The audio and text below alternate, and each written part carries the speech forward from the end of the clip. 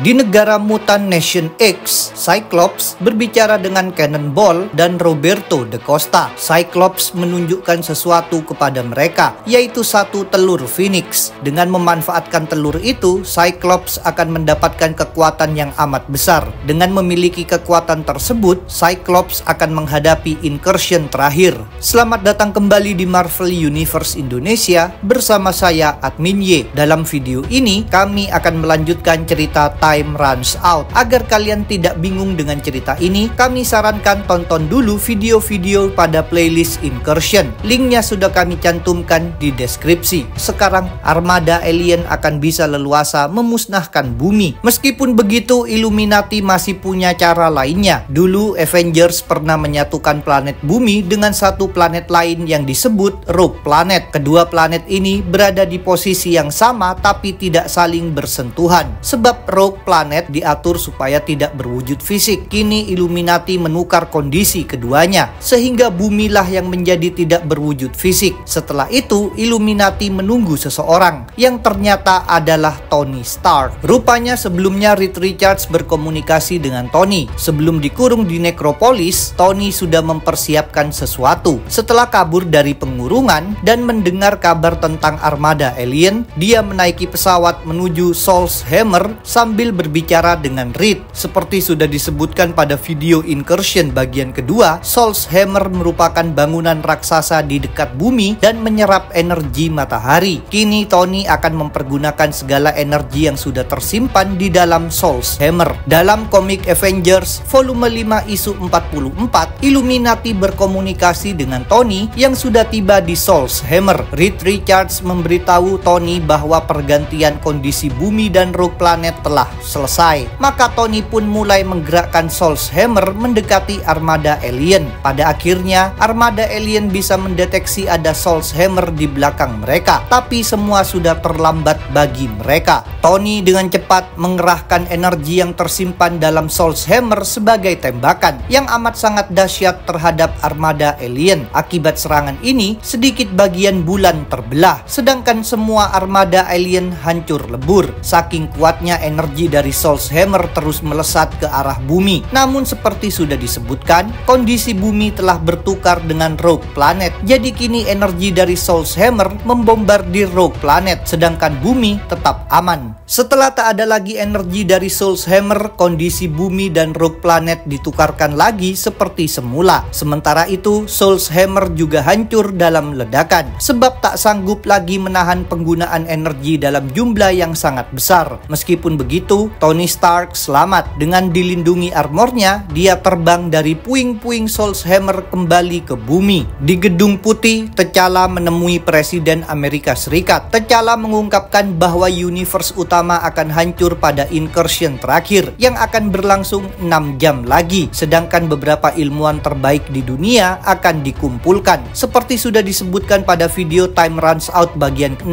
ada rencana untuk menyelamatkan sedikit orang agar peradaban manusia terus berlanjut. Begitu mendengar semua ini, Presiden tentu merasa ketakutan. Awalnya dia tidak mau menerima nasib ini. Menurutnya pasti ada yang bisa mereka lakukan untuk mencegah kehancuran. Dia mempertanyakan apakah tidak ada orang yang mau menolong. T'Challa mengaku sebenarnya dulu dia bersedia menolong. Sayang sekali negara-negara membiarkan Kabal melakukan penghancuran dan pembantaian terhadap Wakanda. Jadi kini T'Challa tak mau memberikan bantuan apapun. Saat itu di Gedung Putih ada pula seorang jenderal yang mengusulkan mengerahkan militer untuk ikut campur dalam rencana pihak T'Challa. Tentang hal itu, T'Challa kembali menegaskan bahwa semuanya akan berakhir. Mereka semua akan mati. Ini tidak bisa dicegah. Kedatangan T'Challa adalah untuk mengabarkan nasib tersebut agar presiden bisa menyampaikannya kepada masyarakat. Menurut T'Challa, orang-orang berhak tahu bahwa waktu mereka hanya tersisa tinggal sedikit saja. Setelah menyampaikan semua ini, T'Challa pun beranjak pergi. Sedangkan salah satu pengawal presiden marah kepada T'Challa. Dia bilang para hero seharusnya menyelamatkan mereka semua. T'Challa pun bilang bahwa sejak awal sebenarnya penyelamatan tak bisa dilakukan. Sejak awal dunia memang sudah pasti hancur. Sejak awal para hero memang sama sekali tak punya peluang. Di Ultimate Universe, Thanos berbicara kepada Nick Fury dan Hawkeye. Thanos bilang dulu jumlah universe adalah tidak terbatas, namun kini tinggal tersisa 2 universe saja, yaitu Ultimate Universe dan Universe 616 yang merupakan tempat asal Thanos. Kepada Nick Fury, Thanos membeberkan pula bahwa Universe 616 dihuni oleh banyak hero yang pemberani. Kalau Nick Fury ingin Ultimate Universe selamat, maka semua hero tersebut harus dibunuh. Seusai pertemuan dengan Nick Fury dan Hawkeye, Thanos berdiskusi dengan Maximus dan Namor. Maximus sendiri sedang memeriksa suatu data. Dia melaporkan bahwa data yang dibutuhkan memang ada, tapi dia tidak tahu apakah nanti akan berhasil. Sementara itu, Nick Fury bersama Hawkeye berdiri di hadapan banyak sekali agen SHIELD di Triskelion, yang merupakan markas SHIELD. Para agen ini berkumpul dengan sukarela. Mereka boleh pulang jika memang tidak ingin ikut terlibat. Kepada para agen yang telah berkumpul ini, Nick Fury menceritakan tentang incursion. Agar Ultimate Universe tetap ada, mereka semua akan menjalani pertempuran melawan bumi Universe 616.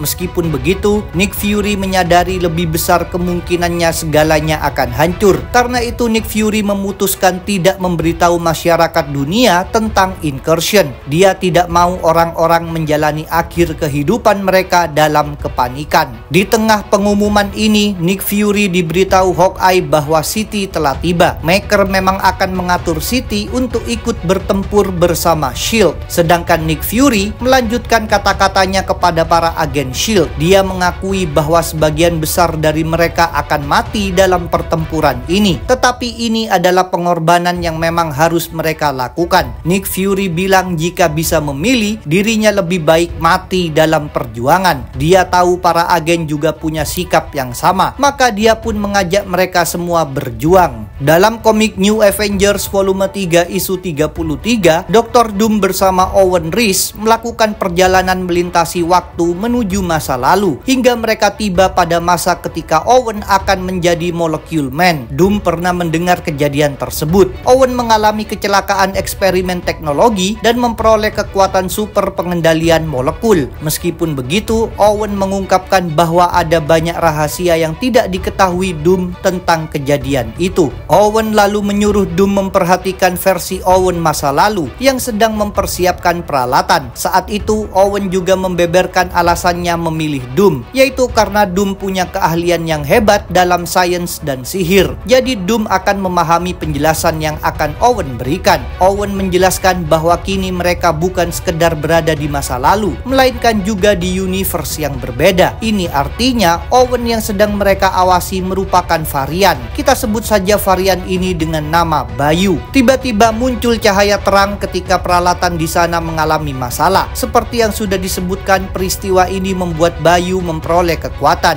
Bayu kemudian mulai mengubah pakaiannya menjadi kostum Molecule Man. Dia juga dihampiri oleh Owen. Mereka berdua rupanya hendak melakukan sesuatu. Sesudah kostum Molecule Man selesai dibuat, Bayu berbaring di lantai. Sedangkan Dr. Doom tentu bingung melihat semua ini. Doom bertanya apa yang mereka lakukan. Maka Owen menjawab mereka akan memberi pesan. Secara mengejutkan, Owen memunculkan sebilah pisau dan menusuk Bayu. Perbuatan tersebut menciptakan cahaya terang. Kemudian Bayu menghilang dalam kematian. Setelah membunuh Bayu, Owen menyerahkan pisaunya kepada Doom. Owen bilang selanjutnya Doom lah yang harus melakukan pembunuhan. Karena segala pembunuhan yang akan diperbuat Doom, nantinya Doom akan mendapat sebutan sang penghancur agung. Dari lokasi pembunuhan Bayu, Owen membawa Doom melakukan perjalanan lagi. Kali ini mereka berangkat menuju Library of Worlds, yaitu jalur antar universe yang dibangun oleh bangsa Beyonder. Bagian dalam Library of Worlds tidak bisa diamati dari luar. Jadi Doom dan Owen akan bebas dari pemantauan pihak lain apabila berada di sana. Owen kemudian memberitahukan tujuan utama Doom, yaitu menghentikan eksperimen yang dilakukan bangsa Beyonder. Rupanya bangsa Beyonder memang punya eksperimen mengerikan, yaitu membuat multiverse dan segala isinya hancur pada waktu yang bersamaan. Penghancuran tersebut akan dilakukan dengan memanfaatkan Owen. Terungkaplah bahwa Owen sejak awal tidak benar-benar sama seperti manusia lainnya. Bangsa Beyonder menciptakan Owen di berbagai universe. Walaupun ada banyak, segala Owen ini terhubung dalam satu pikiran yang sama. Owen dirancang oleh bangsa Beyonder sebagai bom.